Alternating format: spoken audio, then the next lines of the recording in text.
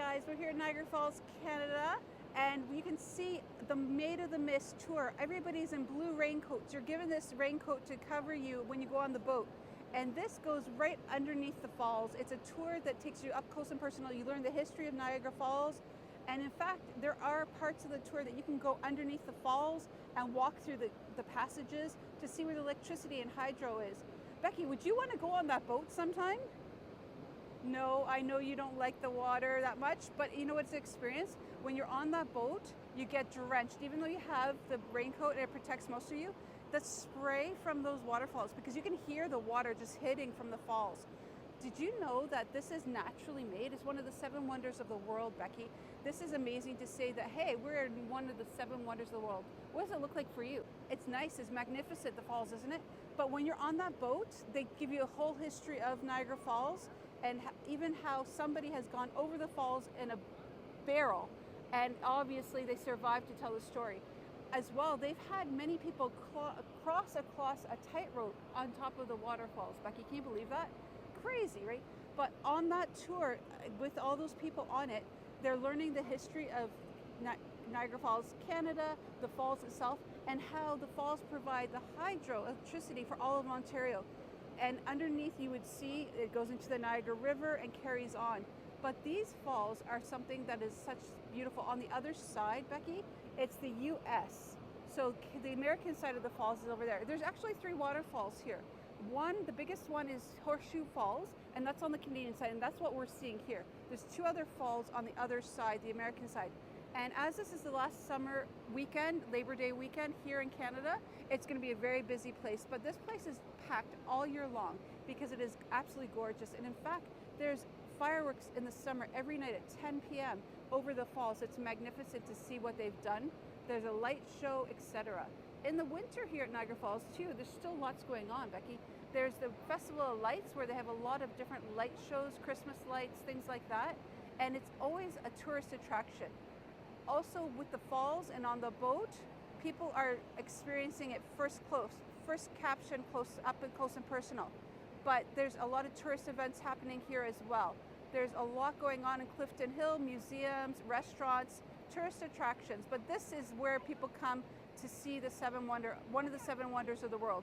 It's incredible. I love it. And you can feel the mist here as if we're having a shower. It's amazing. It's a warm day, so it's a nice cool time. And it's amazing to see how close we are to the falls. How fast do you think that water is flowing, Becky? You don't know. I think it's pretty fast. I can hear it crashing down, but I'd say definitely sounds like it's going hard and fast, but it's a beautiful sight, don't you think?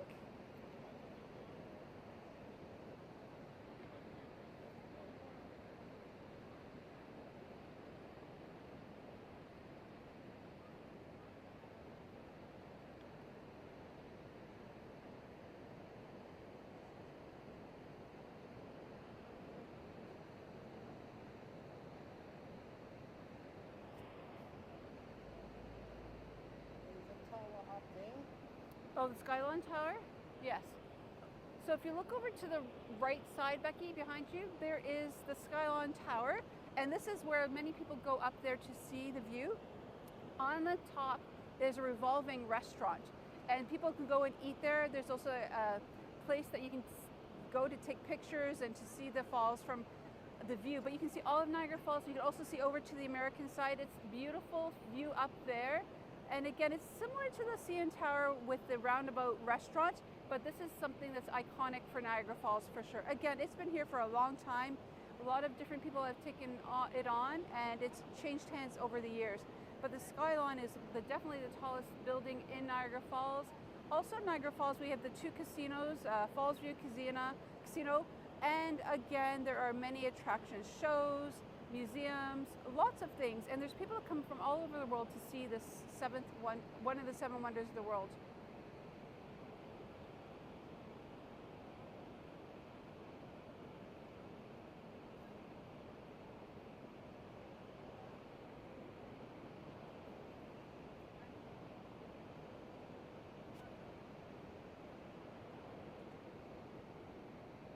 The road is going back now. Yeah, it's only, I think the tour is probably at 45 minutes to an hour. So then it turns around. I think there's 3 boats they have that revolve around, and they have different colors of ponchos depending on which route they're taking. So it's a really good experience. And I think, Becky, I know you're not a big fan of the water, so maybe we'll pass it this time. But I encourage everybody, if you come to Ontario, Canada, Niagara Falls, then you definitely want to try the Maid of the Mist. And you can see people are in Maid of the Mist going under the falls. And this is a boat, it's a tour people can take, and they all have raincoats on. And they take you down into the river under the falls to feel the mist of the falls. This is the Canadian side of Niagara Falls. And it's really great to get right up and close and personal. In fact, you can do a tour underneath the falls that have many pathways, and you can see where the electricity and hydro is all coming from. And this electricity and hydro will help light up Ontario. It's really incredible. You can feel the mist of the falls coming and hitting us as if we're having a shower. It's quite nice, but the people in the boat are getting soaked because of the spray of the falls. But it is an experience that you should definitely try when you come to Canada. Maid of the Mist, it's a great tour that's been happening for decades. And it really is great to go on the boat, try it out, and you get really close. Many people want to get up that close because they can't believe this is one of the 7 wonders of the world, and to be so close and to feel the water on you is something great. But when you come off, you're drenched, you're absolutely drenched. Even though you have a raincoat they provide for you, it is totally an experience that many people want to get up that close because they can't believe this is one of the 7 wonders of the world, and to be so close and to feel the water on you is something great. But when you come off, you're drenched, you're absolutely drenched. Even though you have a raincoat they provide for you, it is totally an experience that you're soaked to the bone, but once in a lifetime experience. As we were walking back towards the car, we came across a statue. It's a monument of Tesla. Tesla was an inventor from the 1800s. He was very well known for his research and experiments with sound waves, but he was also known for his ecosystem.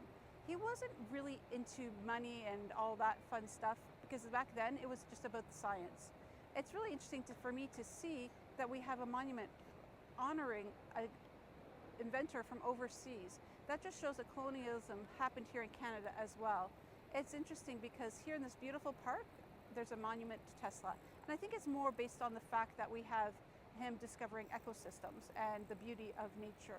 But perhaps it's the sound waves that we're getting from the falls as well. I don't know, I'll have to do my research and let you know next time. Another one of the falls, this one you can see a lot of rocks showing through, and the water's hitting the rocks at the bottom. There's another ferry, another boat with people with red raincoats on, and I'm sure the person driving the boat has to navigate very carefully with all those rocks. I'm sure they're professionals now that they've done it for so long. But I could definitely say I wouldn't want to go over these falls because you would hit a rock for sure.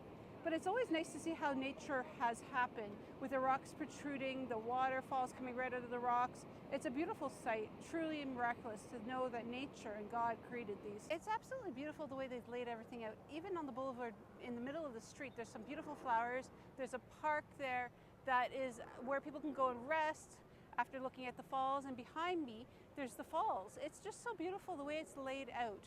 Everybody, when constructing this, thought about the beauty of the scene as well as the easy walkways. All of the walkways are fully accessible, which is great. People are following directions, and it's just a beautiful sight. And although there's traffic going by because it has to, it's still pretty peaceful.